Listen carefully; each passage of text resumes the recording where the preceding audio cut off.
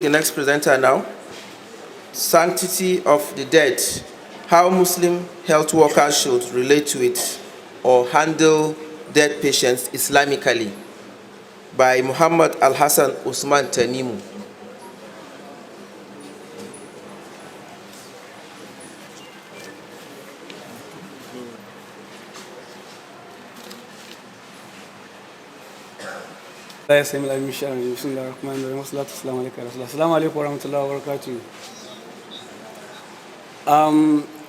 Going by the theme of this year's Iman convention, humanizing healthcare, was the reason we felt we should have this presentation, which is sanctity of the dead and how Muslim health workers should relate with or handle dead patient Islamically.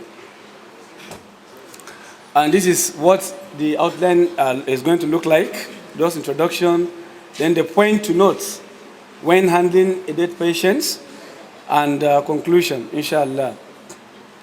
As a health worker, we have to deal with both the living and the dead. Of course, death is an inevitable end, which we must all pass through, which is why the dead should be handled with humility and respect. Religion, that is Islam, guarantees the dignity of the dead body.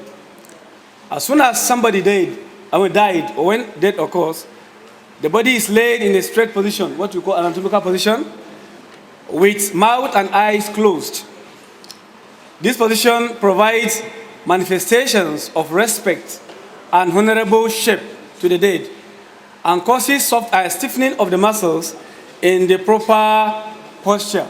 Because if they are not properly, stretched, there will be stiffening, and at the end, the posture that the dead is supposed to assume may not be achieved.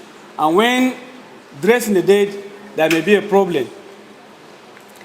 The body is then washed, shrouded, set for funeral prayers, and buried.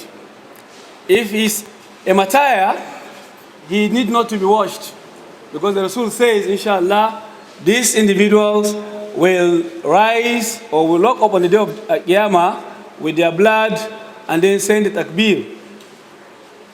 Now, what are the points to note when dealing with a dead person as a health worker?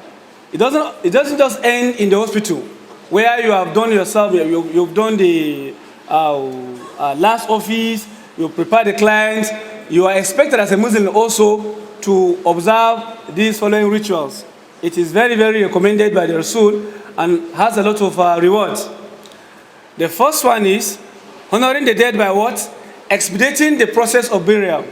You don't need to delay the process. Unfortunately, we have recent development whereby somebody will die in the morning and it will even be announced by the member of the family that the dead will be buried in the evening. Look at the time. Why? Because we want so a person to be available, even though the dead person has not recommended that such people should be available. That is not what Islam recommended, because the Rasul said 3 should not be delayed. The first one, prayer when it is due, funerals when prepared, and then the single female when selected by a suitable person for marriage. These 3 should not be delayed. Therefore also, the dead person burial should not be delayed. Secondly, muhrim. Someone in the state of pilgrim sanctity, that is ihram, for Hajj and Umrah, is to be shrouded in the attire of ihram, with his head left uncovered as in the state of ihram. In the hadith narrated by Ibn Abbas, that the Prophet ﷺ said, he will be resurrected by Allah subhanahu wa ta'ala, saying, Labaik, I respond to you, I respond to your call, Ya Allah. That is if the person dies in the state of ihram. The third one, offering funeral prayers to the baby who has manifested a manifestation of life. That even if it's a baby that has just been buried, let's say stillbirth, or a baby that has, manifested some kind of form of life and then dies, that child also deserves to be given proper funeral rites.